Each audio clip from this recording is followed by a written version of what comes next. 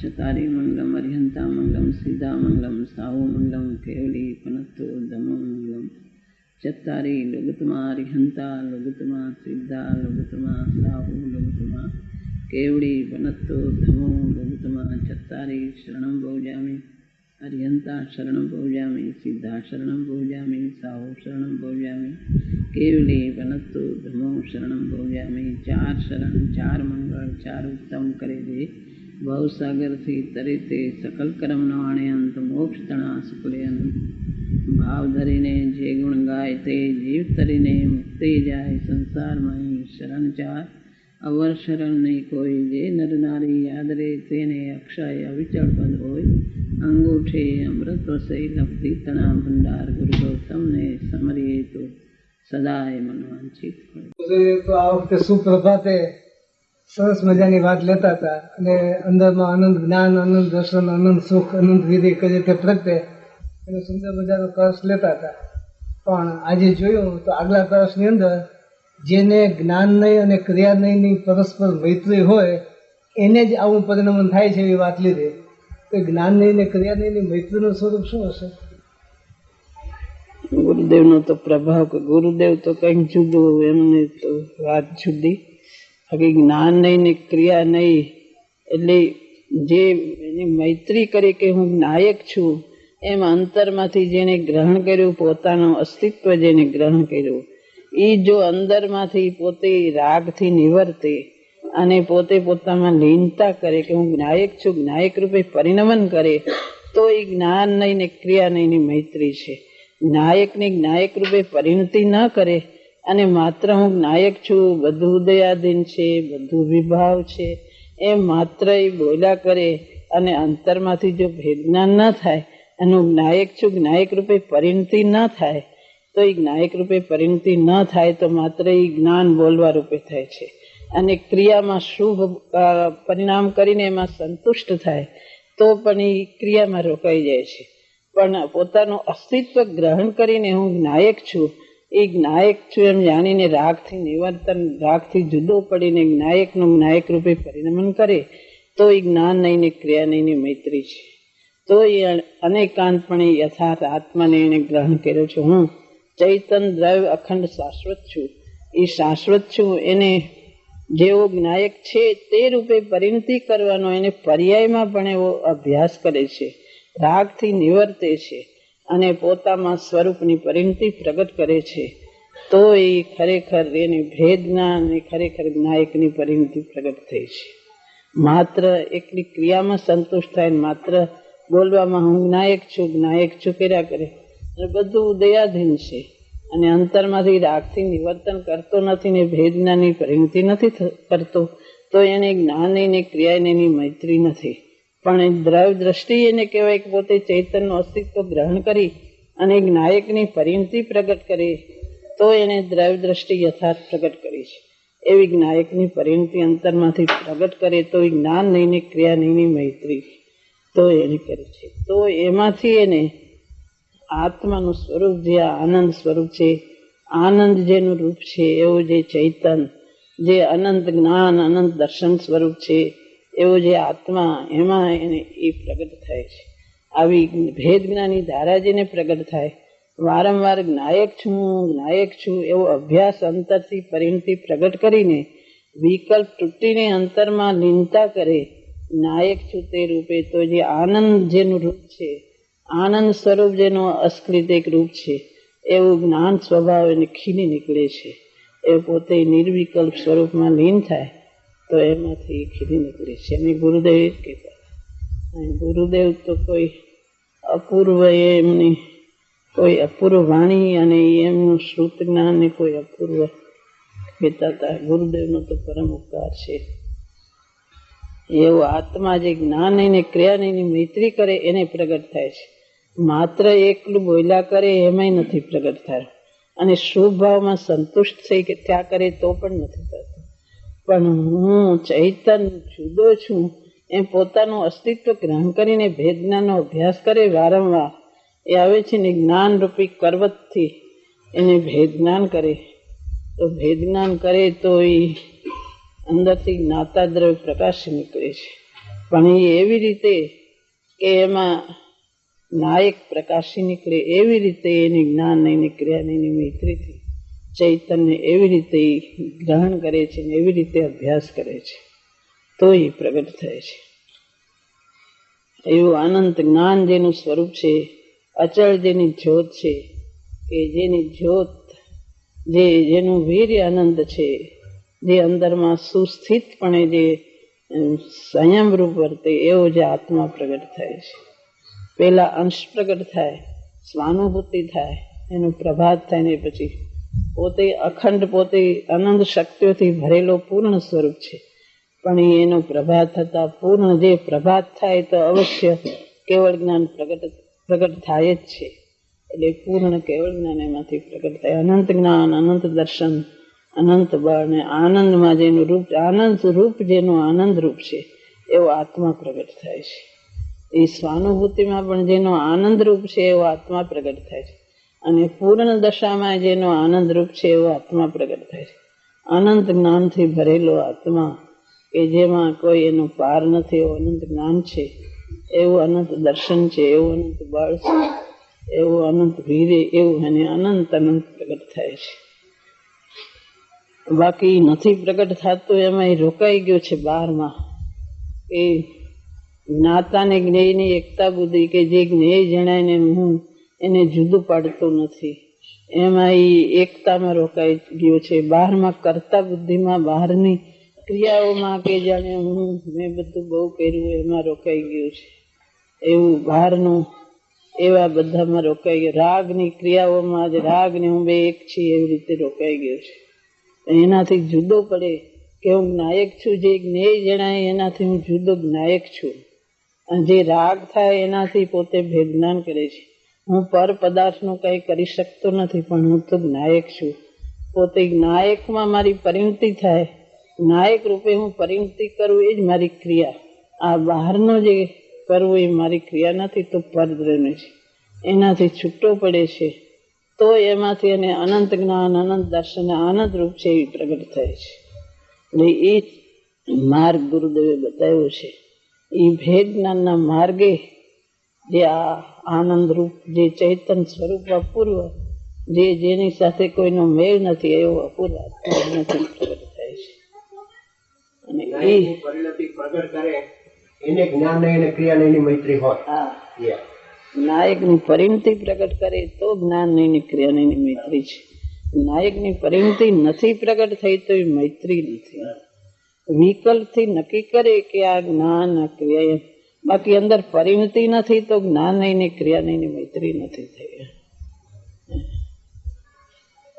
કોઈ ક્રિયામાં રોકાઈ જાય છે, કોઈ જ્ઞાનમાં રોકાઈ જાય છે.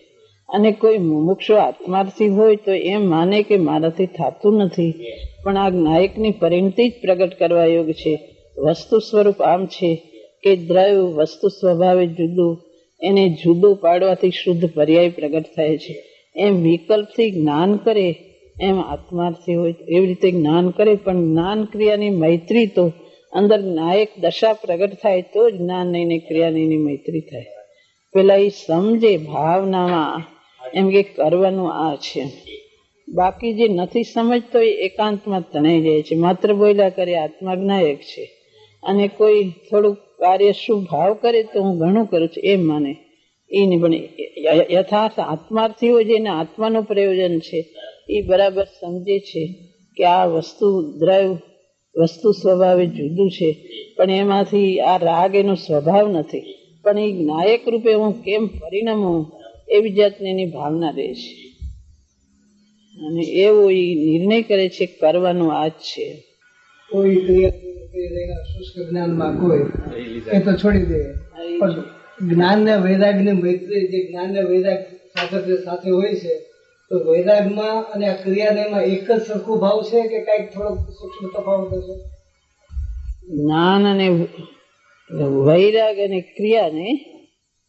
ક્રિયામાં માત્ર એ ક્રિયામાં રોકાય છે. અને ઓલો વૈરાગ છે એ વૈરાગી છે, એકલો વૈરાગમાં રોકાય. ક્રિયા ને વૈરાગ લગભગ ઓલો માત્ર બાહ્ય ક્રિયામાં રોકાય છે, ઓલો એમાં વૈરાગ કર્યા કરે છે. એમ એટલો ફેર છે. જ્ઞાન ને ક્રિયાની મૈત્રી જે છે સાધકની ભૂમિકા છે. એ ક્રિયા નહીં જે લઈએ હમ. અને વૈરાગ ની વાત લઈએ, બે એક સરખી જ વાત છે કે કઈક થોડોક તફાવત હશે બે વચ્ચે? જ્ઞાન નહીં ને ક્રિયા નહીં ને મૈત્રીમાં એ ક્રિયા નહીં, એમાં વૈરાગ ભેગો આવી જાય છે. એમાં ભેગો વૈરાગ, એમાં વૈરાગ ભેગો હોય તો જ એની ક્રિયાની પરિણતિ થાય છે કે હું નાયક છું, અને એમાંથી નિવર્તવાની ક્રિયા જે થાય છે, સ્વરૂપની લીનતાની ક્રિયા જે થાય છે, એ વૈરાગ વગર થતી નથી. માટે એમાં ક્રિયા નહીંમાં ભેગો વૈરાગ સમાઈ જાય, એમાં વિરક્તિ સમાઈ જાય છે. સમ્યક નિર્વેદ જેવું છે, ક્રિયા નહીં માં અસ્થિભાવ વિતરાગતા પ્રગટ કરવી અને વૈરાગમાં રાગથી પાછા ફરવું, એવો ભાવ છે. હા, એ વૈરાગ એટલે વિરક્તિ નાસ્તિ કરીને ઓલી સ્વરૂપમાં પરિણતિને અસ્થિ કરે છે. અસ્થિ નાસ્તિ, પણ વાસ્તવિક અસ્તિત્વ ચૈતન્યને ગ્રહણ કર્યું એ અસ્તિત્વ, દ્રવ્યને ગ્રહણ કર્યું એ, પણ આ પરિણતિ પ્રગટ કરી પરિણતિની અપેક્ષા એ અસ્થિ છે, અને વિરક્તિ થઈ નાસ્તિ છે. એ ક્રિયાવાળો જે બાર ક્રિયામાં છે એ વૈરાગની ક્રિયામાં એવી રીતે કહે છે. એમાં ગર્ભિત વૈરાગ, પણ એ વૈરાગ સમજ્યા વગરનો છે, આત્માને સમજતો નથી, અસ્તિત્વ ગ્રહણ કર્યું નથી. બંધાયેલો કશાય. હા, એવું છે. સાધકને બે સાથે હોય પણ મુખ્ય ગુણ કઈ રહેતું હશે કે નહીં શરૂઆતમાં થોડું ઘણું?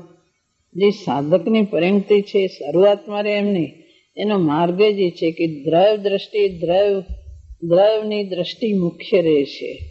એમાં જે પુરુષાર્થ થાય છે એ પર્યાયમાં મારે આ વિભાવ છે એનાથી છૂટો પડી અને સ્વરૂપની પરિણતિ પ્રગટ કરે છે.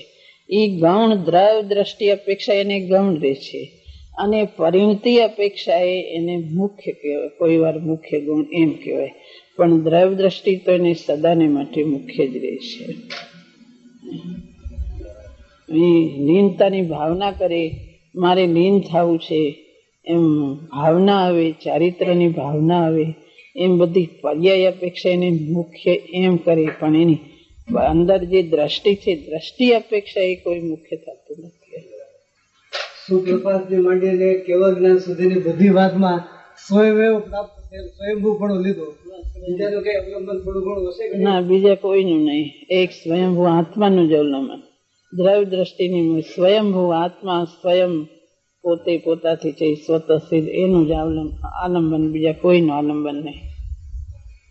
દેવશાસ્ત્ર બધું થોડાક મદદમાં ટેકામાં પોતા ચૈતન દ્રવ્યનું જ આલંબન, બીજા કોઈનું. શુભ ભાવનામાં એને આલંબન કહેવાય. દેવગુરુ શાસ્ત્રને શુભ ભાવમાં આલંબન. મારી સાથે રહેજો, હું મારા આત્મામાં જાઉં છું, કારણ કે મારી અધુરાશ છે, એટલે શુભ ભાવ મને આવે છે, તો તમે મારી સાથે રહેજો. મને તમારો આદર છે, મારો સ્વભાવનો જેમ મને આદર એમ તમારો મને આદર છે, માટે મારી સાથે રહેજો, હું તમારો આદર કરું. હું જ્યાં આગળ જાઉં ત્યાં મને સાથીદાર તરીકે મને સહાયમાં દે ગુરુ શાસ્ત્ર રહેજો એમ ભાવના કરે.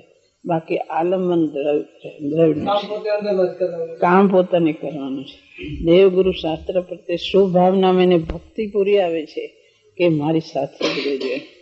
એને એમ નથી થતું કે એ બધું બહારનું છે, કરવાનું અંદરમાં છે ને, એવી જાતના ભાવ નથી આવતા. એને ભાવ એમ થાય હું અંદર જાઉં, અને શુભ ભાવ ઊભો છે, હજી કાંઈ વિતરાગ નથી. શુભ ભાવનામાં તમે મારી સાથે રહેજો એમ ભક્તિ ભાવ આવે છે.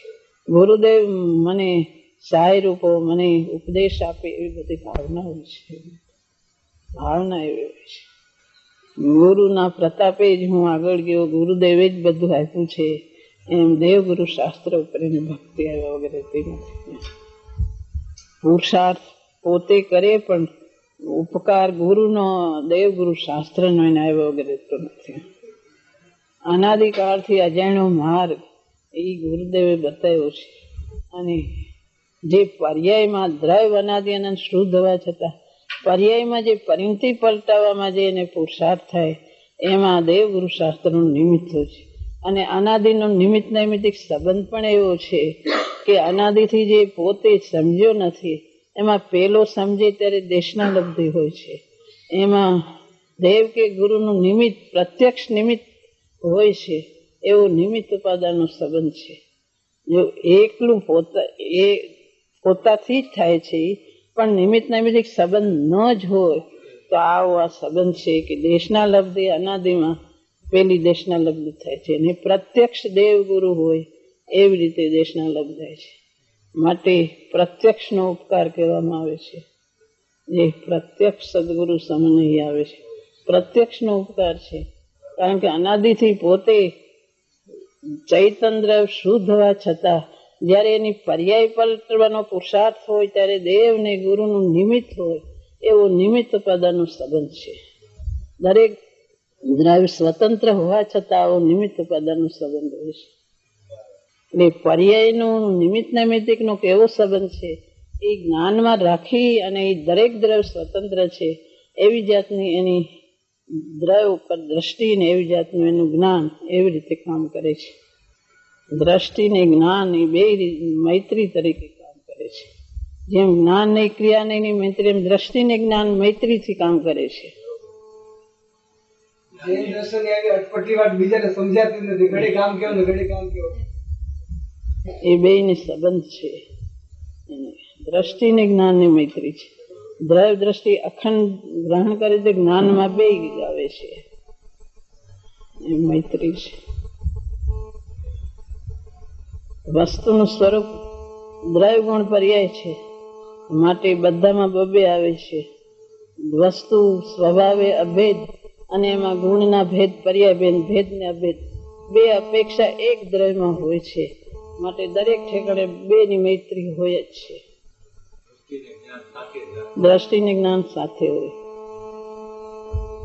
જ્ઞાન અને ક્રિયા ને જેમ સાથે હોય એમ દ્રષ્ટિ ને જ્ઞાન સાથે હોય છે. વસ્તુ અનાદિ અનંત છે તો એમાં કઈ અનંતા ગુણ નથી એવું નથી કે એને અભેદ કહેવાય. વસ્તુ સ્વભાવે તો લક્ષણ ભેદે એમાં કઈ ભેદ નથી કે એમાં પર્યાયો નથી કે બધી અપેક્ષા એ કુટસ્થ છે એવું નથી કે એમાં કોઈ ગુણ નહીં. એ એક અખંડ દ્રવ્ય છે પણ એમાં ગુણો નથી એવું નથી. એક વસ્તુની અંદર એક અભેદમાં અનેકાંતમય મૂર્તિ છે.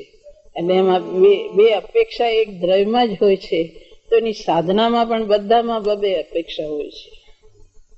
વસ્તુ સ્વરૂપ જ અનેકાંતમય મૂર્તિ છે. જ્ઞાન નહીં લીધું તો શાદવાદની પ્રવીણતાથી પહેલી વાત ક્યાં લીધી? પહેલી જ લીધી શાદવાદની પ્રવીણતાથી. અનુભવ વૃદ્ધિ ધારક ભગવતી